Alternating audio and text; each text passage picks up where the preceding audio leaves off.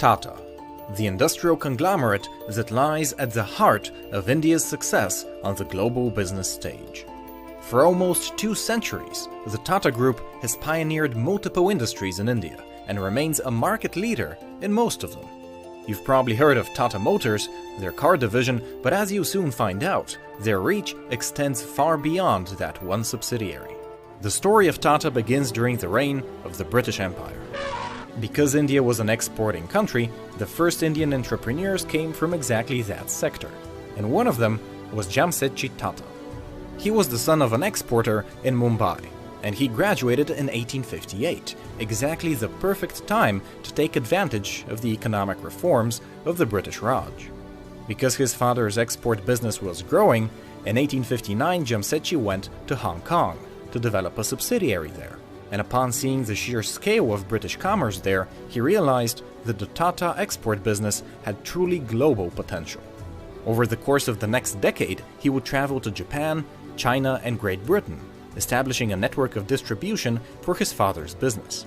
He'd eventually create his own exporting company in 1868, and using the money he made, he started building textile mills of his own, effectively creating a vertically integrated business.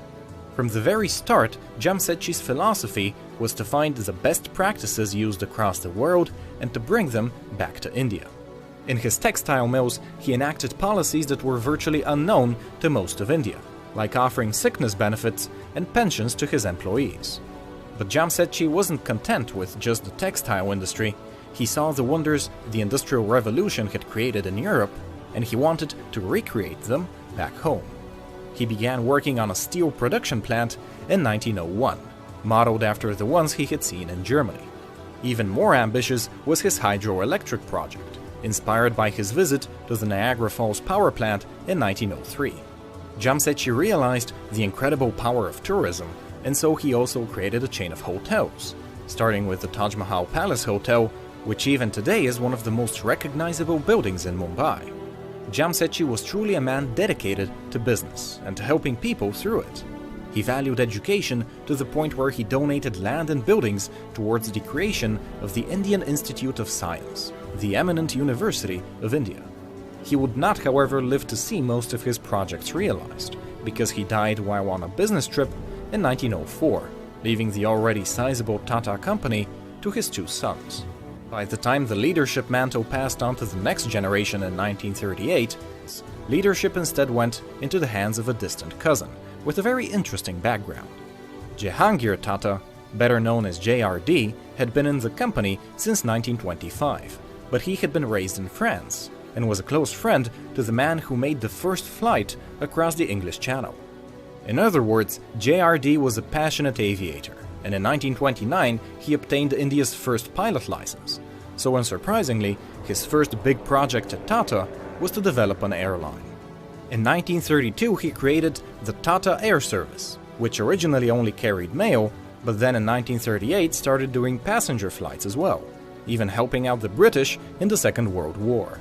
He created Tata Motors in 1945, originally with the idea of building locomotives, but in 1954 he branched out into commercial vehicles through a partnership with the German company Daimler.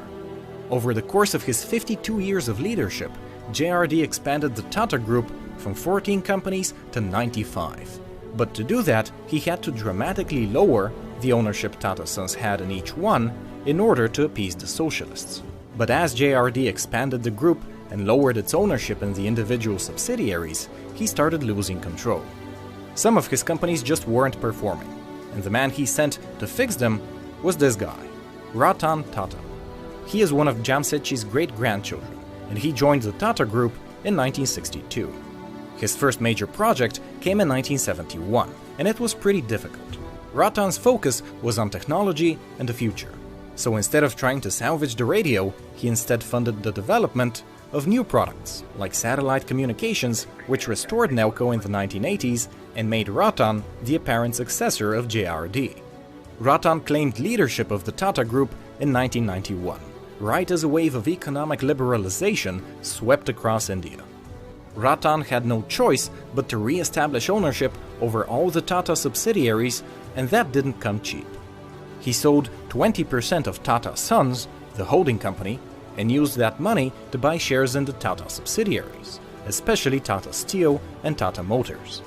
He then reorganized all 100 subsidiaries into 7 sectors, establishing a framework along which he could actually control them. But just wielding power isn't enough to turn around a struggling business, and in the 1990s pretty much every Tata company was losing ground to international competitors. Ratan's answer, however, was brilliant. He started acquiring foreign competitors and absorbing them into the Tata Group, effectively buying all their talent and supply chains and experience in order to strengthen his business back home in India, while also expanding internationally. Ratan's buying spree began in the year 2000, when his beverage company, Tata Tea, acquired the Tetley Company from Great Britain. Over the next decade, Ratan ended up acquiring hundreds of companies for pretty much every subsidiary in the Tata Group. Most notably, he purchased the European steel titan Chorus for $12 billion in 2007, and then Jaguar Land Rover for $2 billion in 2008. As you can imagine, the international buying spree has been paying dividends for Tata, and today the majority of their revenues actually come from outside of India.